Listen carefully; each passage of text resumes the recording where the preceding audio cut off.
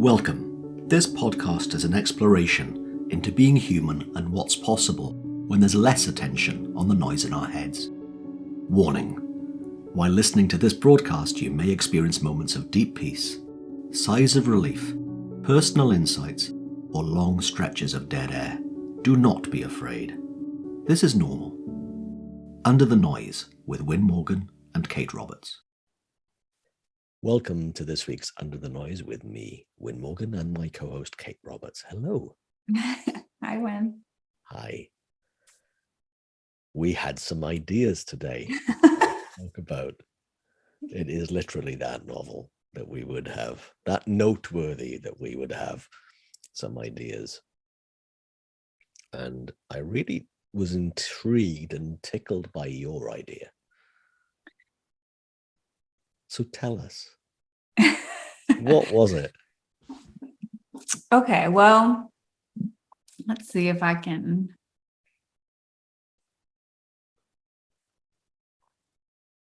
Okay, so hopefully our listeners will give me a little bit of space on this just to kind of talk around it, maybe. And in their absence, let's see if I can do it. Okay, and then you'll allow me. So there's something that I kind of feel a little bit bouncing around essentially in my just very personal mind, my intellect. And it's the idea of concepts that we have that feel and I believe are true.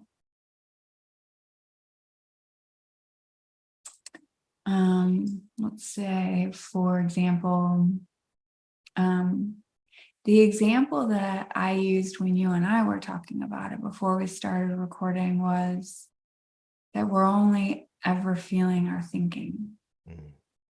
And I know that that's true for me.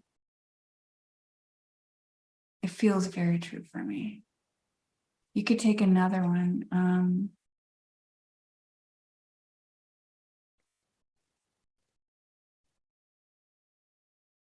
The concept that we are spiritual beings having a human experience, that feels very true to me. And in this conversation or profession, or like, I just love writing about these concepts for myself or thinking about them, even just in a quiet space, or sharing them with other people, reading about other people's versions of those concepts and the words that they put to them.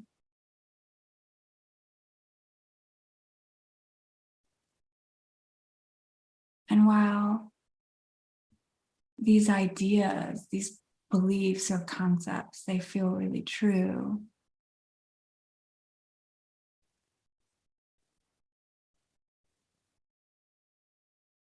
there's a space beyond concepts and intellect and words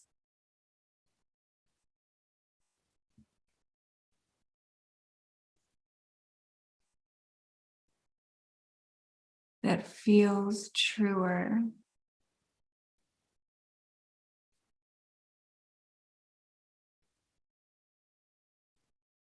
more real, more in reality of how things work.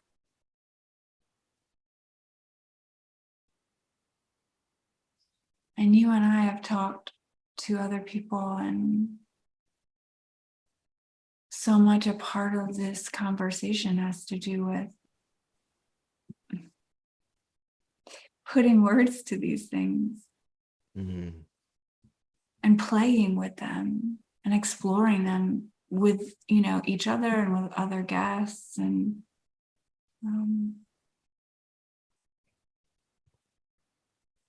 there's something truer which is beyond all concept and words. Yeah. Space, right? And I don't know.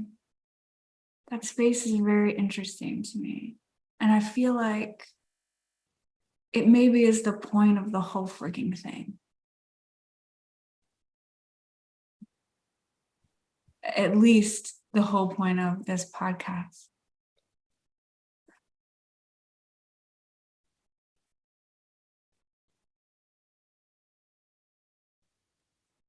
Yeah, I'm all over the show. But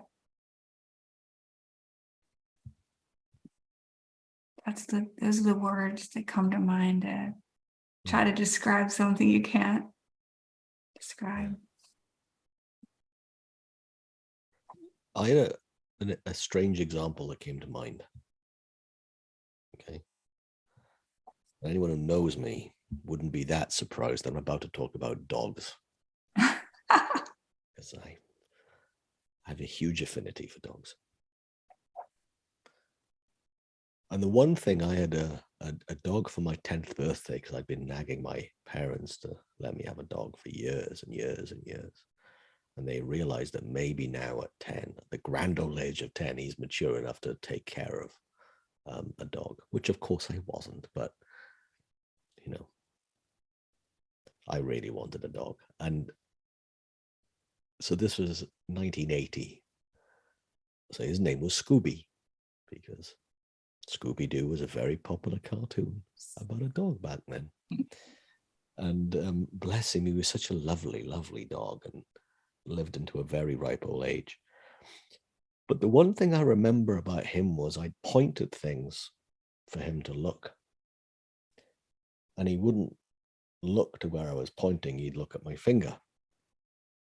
And he would just stare at my finger, and he'd sometimes, as a puppy, he'd go up and like just lick my finger, or, bitely, give it a very gentle chew, because he thought that the finger was the point. Mm-hmm. No, Scooby, I'm pointing at what you meant to be looking at. There's your toy, or there's something, or there's a biscuit. But no, he kept he kept looking at the finger. And the next few dogs did the same thing, right? After I'd moved away from my parents, and the next two dogs, Lloyd and Zach, they did the same thing. I'd noticed that I'd be pointing to things for them to look at. They'd only see my finger. Mum's current dog, right, 3-year-old, Mott, which is a very interesting name for a dog, I know. He gets it. I've never known an animal, and I've known loads of other dogs, friends' dogs, other relatives' dogs as well, and I point at things, and all they do is look at my finger. This dog, Mott, he gets it. So when I'm pointing at something, he will look to where I'm pointing.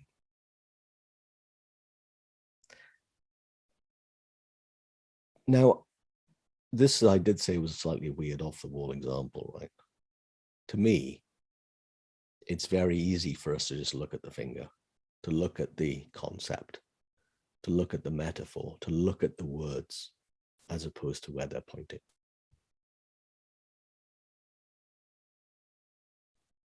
And we all, to what you just said, which I really loved, the best we've got is words.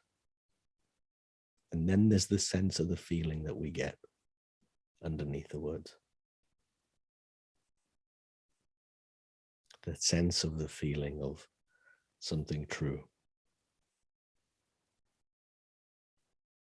And on my desk here is my friend and mentor, George Pransky's latest book called Life is a Metaphor. I was using this with a client late last week. Metaphors, stories, and musings speak to the heart, not to the brain. Listen with your heart.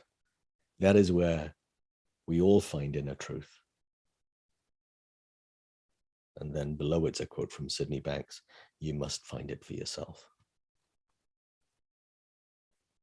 And these are a wonderful series of metaphors, but it's where the metaphors point, not the metaphor. Listen with your heart. That's where we all find inner truth.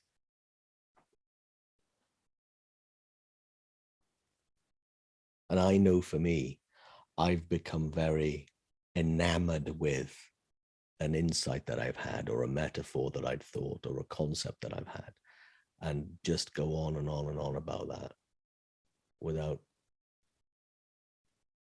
and forgetting that, no, it's where they're pointing that matters.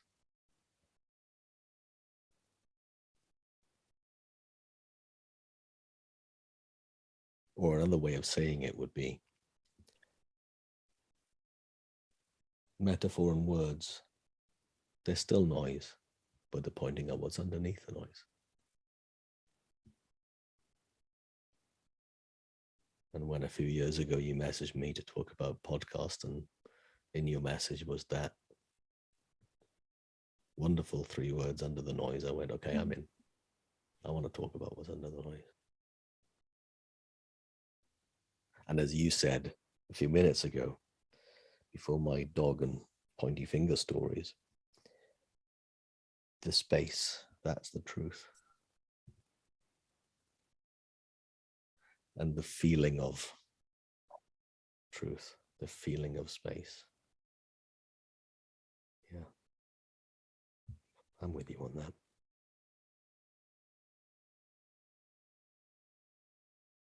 So you've listened very attentively to me and my ramblings for a bit. I'd love to know what your thoughts on what's percolating in your mind now.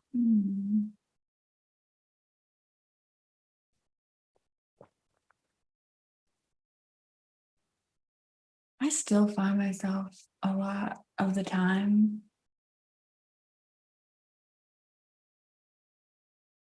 stuck in the concepts, in my intellect, in the feeling of that there's something to know, like there's somewhere to go and get and seek and understand better and see.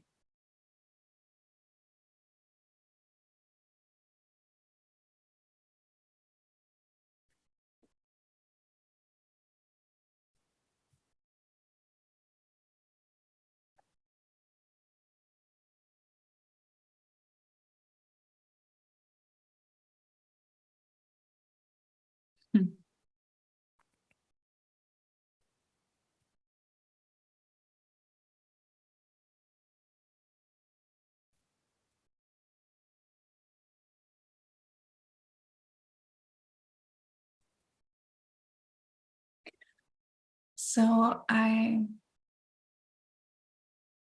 this is a weird metaphor, but I was watching a show, and in this show, there's this chick and she's dreaming and she can't always find her way out of the dream, and she doesn't like the dream. It's really scary, and she wants to figure out how to get herself out of these bad dreams she's having, right? So before she goes to sleep, she puts a poster on the ceiling above her head. And I can't even remember what it says, but it's to the extent where it's like, if you can read this, you're not dreaming, right? And she puts it on the ceiling. Because when we're dreaming, the part of our brain that can read and understand written language doesn't function. I don't know. This could actually be wrong, but this was in the show. So I keep thinking about that and wondering if maybe those feelings, whether they're stress or even the desire to seek something different, that pressure to know something more than where you are at the moment, or to see something or to understand it, or negative emotion, like all of that is like our poster on the ceiling,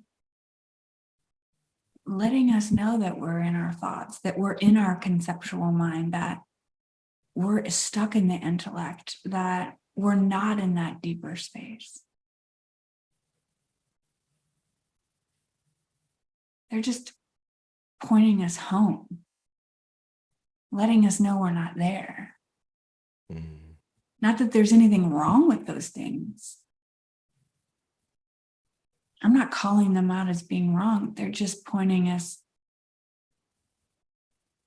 back home to that deeper space, letting us know we're not there. We're in our intellect. We're in the concept. We're in our dream of life rather than the reality of it. We're not present totally.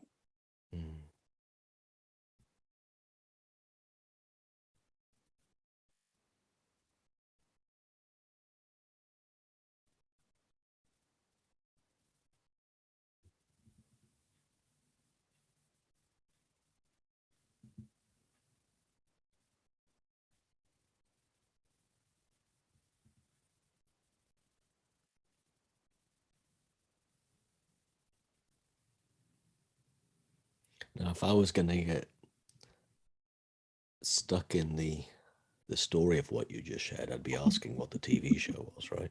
And we'd be getting into the talk about the TV show. That would be an example of being stuck in the concept. Yeah. Or what if you wrote something else on the ceiling, right? As opposed to effectively the moral of the story, or the point of what you just shared, was that there's a deeper space that is home. And sometimes we're in dreamland about feelings and states of mind that we don't particularly like. What I also have a growing appreciation of, I have a growing appreciation of my dreams, sometimes appearing nightmares. It's such an imaginative place to be, in that free thinking, okay, intellectual place where things can look really scary and I can get insecure and I play small and all those kind of things. And yet, that's also life. That's also what it is to be alive.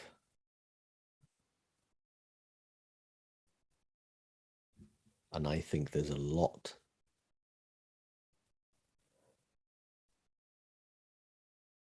that I can miss if all I want to do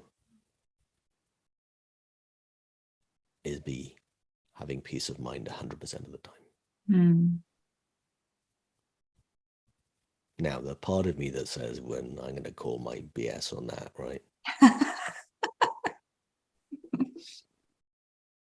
And yet, as I'm talking with you right now and you listening to me right now, you listening to me right now, I can absolutely say that it's all of this. The experience of being alive is a gift. And yet there are times it doesn't look like it is. And there are times I will not want the emotion. I will not want the feeling. I will not want the state of mind I might be in.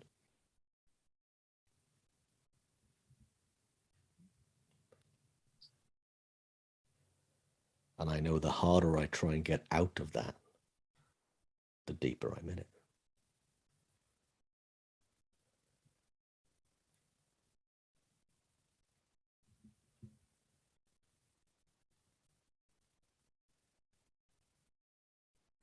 I also want to say I'm glad it's you that used the word chick, not me.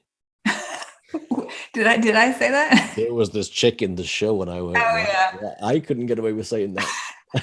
Is that bad? Is that a bad thing? Well, not for you to say. No, absolutely. Oh, I'm sure I say it all the time. Yeah, that's cool.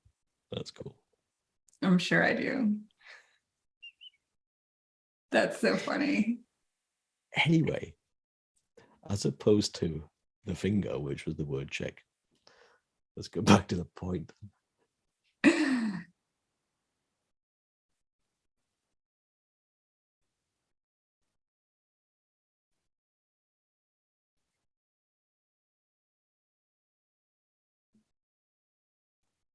Hmm.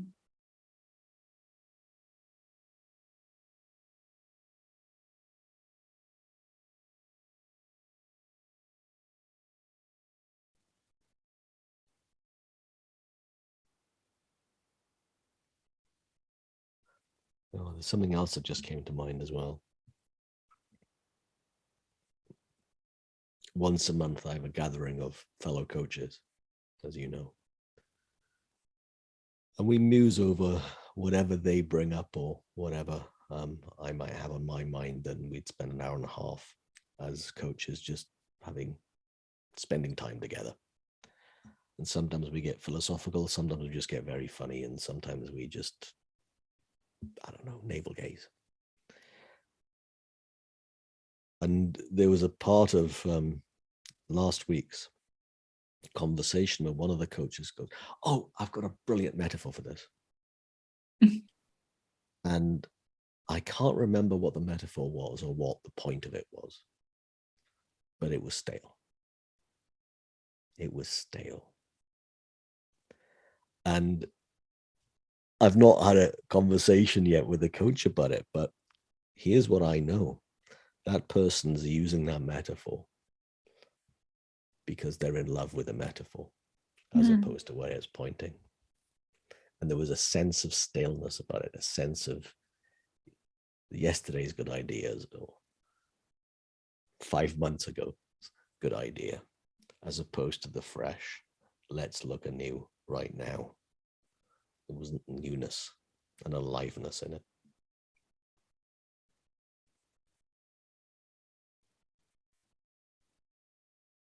That's not to say always dismiss yesterday's good ideas and metaphors, but constantly retreading them, putting them out there, putting them out there, putting them out there.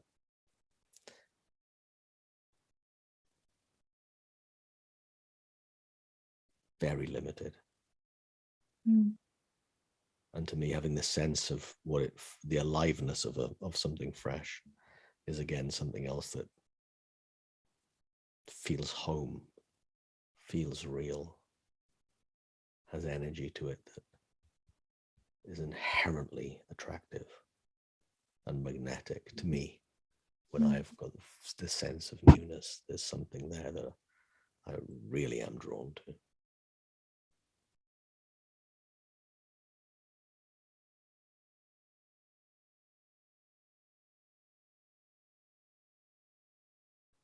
And going back to how you started off today,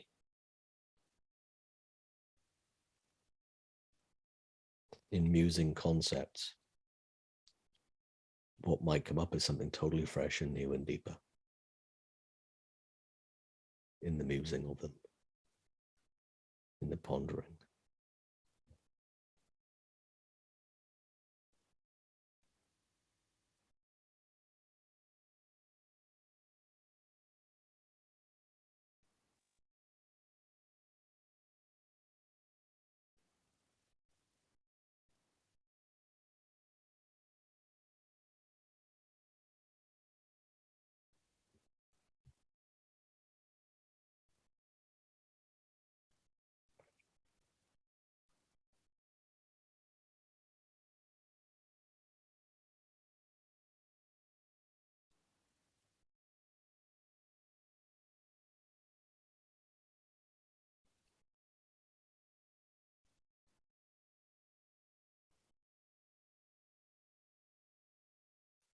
Your story makes me think.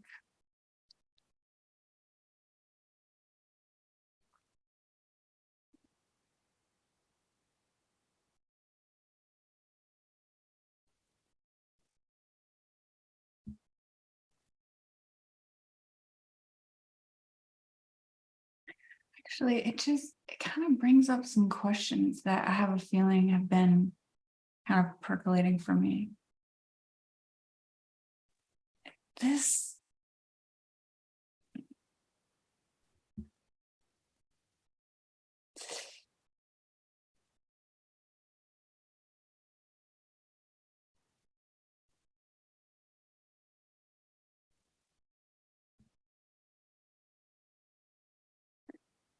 this life experience, and I'm going way far out there, by the way. So this life experience,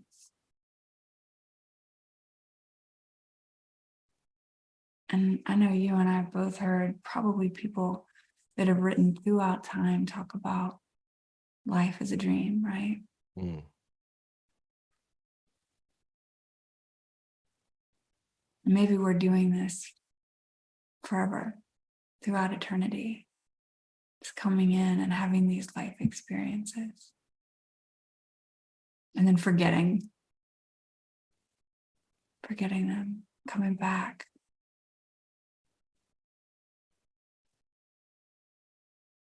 Like if we get this time, however many days we have left, at least in this experience, to fall in love with every experience, including when we limit ourselves, like the limited metaphor, falling in love with our limitations. And that's in quotes for people who can't see.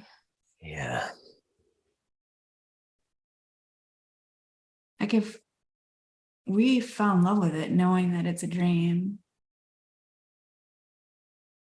but we don't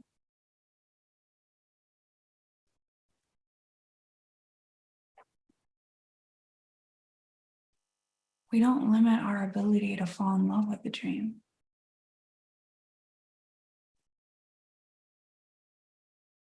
Like we fall into it as if it's absolutely real, bad, good, feel everything. Not like keep it off to the side and kind of like, oh yeah, that's really interesting, but you don't feel it deeply, right? You don't allow it to be felt completely. But what if we can let it all in?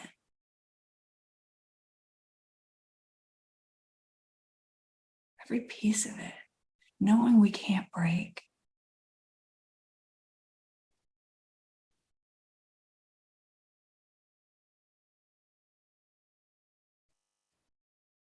Spend a lot of time deciding like which experiences I like and which ones I don't, and trying to avoid the ones I don't like and experience more of the ones that I do. And that feels limited. That feels like the limited metaphor. The stay.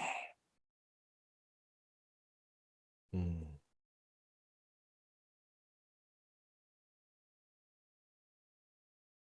Like, is it possible to know that,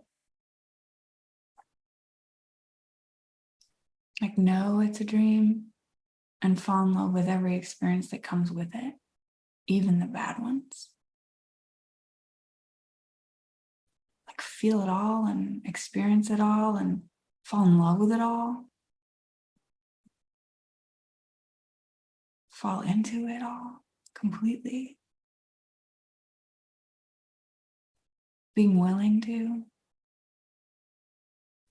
knowing we'll never really be lost or broken.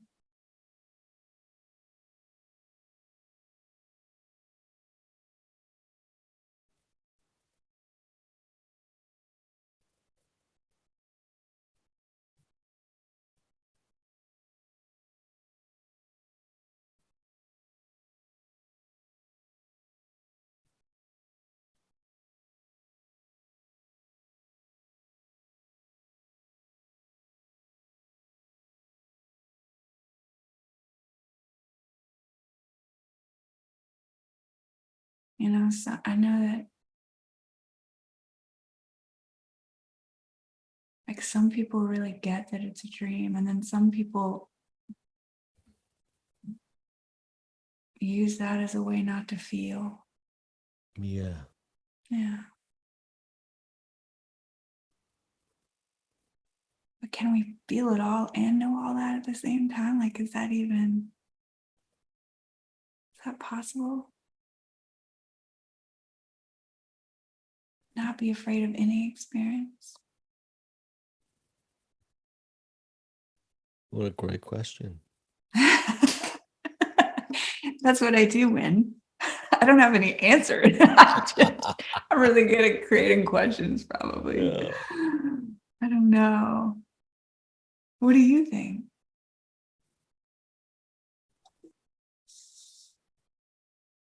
Well, maybe I'll come back to that one because it's an amazing question to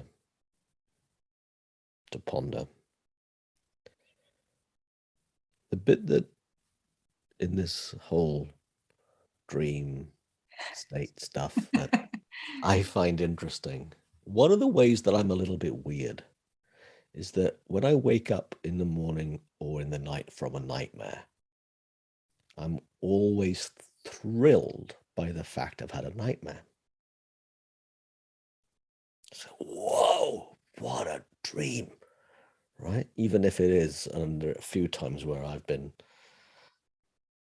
some horrible things are about to happen, and in that moment I wake up, or some pretty intense stuff's happening. Nightmares. But every time I wake up for them, I'm exhilarated. I'd rather be more exhilarated by the dreams I have when I'm awake too. Go back to your question. Yeah. How come dreams, thought created reality when my eyes are closed? I love. Thought created realities that are nightmarish when I'm awake. Hell no. Right? Goes back to what you're saying about, is it possible for us to love all the experiences, all of the emotions, all the feelings? I don't know the answer to that. What a life if I could.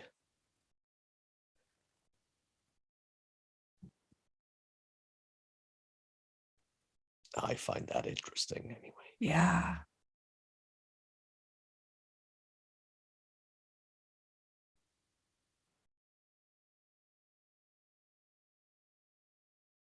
I mean, I can't remember the last time I said to myself while awake, wow, isn't this so cool how scared I am? Now, I remember two occasions where, well, probably quite a few different occasions where that's happened. A few of them would be a roller coaster at a theme park, and when I did a skydive. Mm. And the reason I did the skydive was I wanted to know what it would be like to be petrified because I hadn't been scared for a while. So, oh, that'll really scare me. I'm going to do it. Yeah. Yeah. And it really did. And it was awesome. So it's funny that even when I'm awake, there are parts of my life, such as theme park roller coasters and skydive, where, oh, this is so scary and so cool because it's so scary. And then there are other things in my life where I will cower.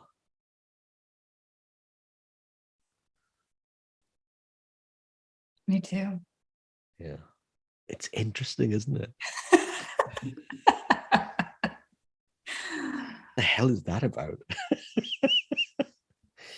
I don't know. Maybe it looks realer. Yeah. Or something at stake. But let's face it, if I'm jumping out of a plane at 12,000 feet, yeah, my Like it's entire all- body's at stake. It's like the end game. And somehow that's easier. Yeah. I mean, at least the end game to this, this experience. I don't know when.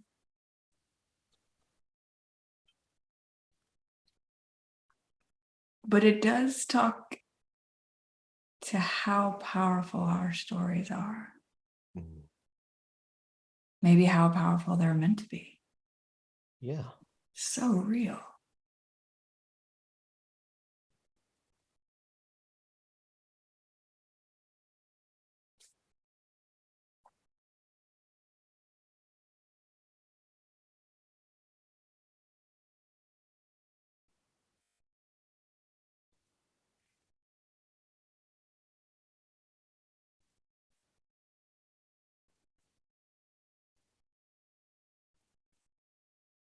I'd love to hear you listening to this podcast, to this recording.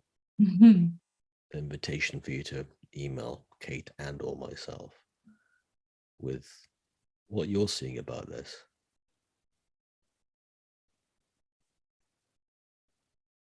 We could revisit this at some point with our observations of ourselves and the parts of our experience that we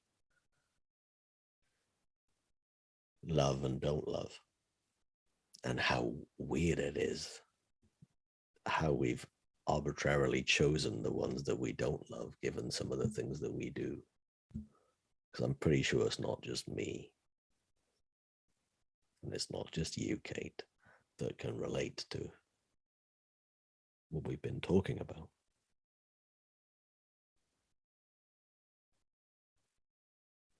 Yeah, I would love to hear. I would love to hear that. And of course, we'd read out any ones that make us ponder and maybe make us laugh. We'll read them out anonymously. So you do not have to worry about them being shared with your name. And for a few of you who've actually written in over the last couple of years, that's how we do it. That's it's all anonymous.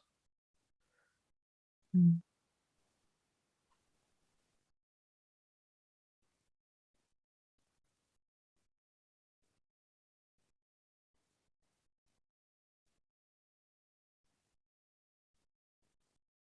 Thanks, Wynn. Thank you. You've been listening to Under the Noise.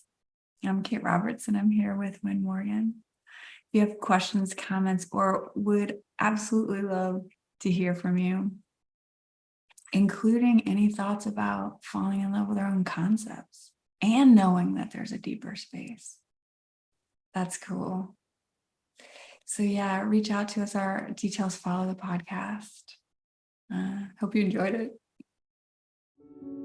Thanks for joining us. We'd love for you to subscribe, rate, and review. If you have a topic or question that you'd like us to chat about, email Wynn or Kate at wynn@winning.co.uk and kate@katerobertscoaching.com. Until then, enjoy what's possible under the noise.